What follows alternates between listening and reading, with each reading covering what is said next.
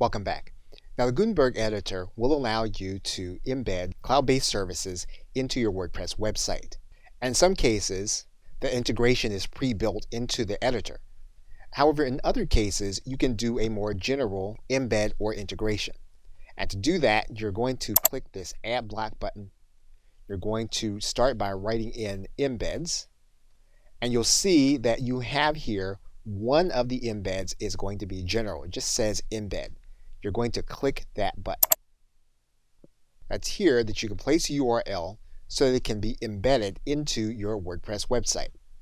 In this case, we're just going to write in a URL. We're going to write in google.com, and then we're going to click embed.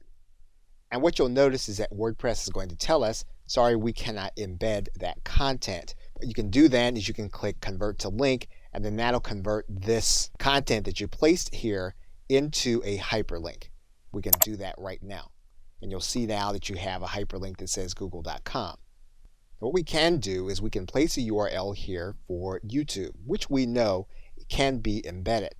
Now in another video, we will take a look at the embeddable element for Gutenberg for YouTube specifically. But if we were to use the general embed URL element, and then we were to click embed, what you'll find is that then the Gutenberg editor will then embed that video into our WordPress website. So if you know a specific URL and you know it's embeddable, you can use the general embed element in order to place it inside of your WordPress site. Okay, so with that, thanks, and I will see you in another video.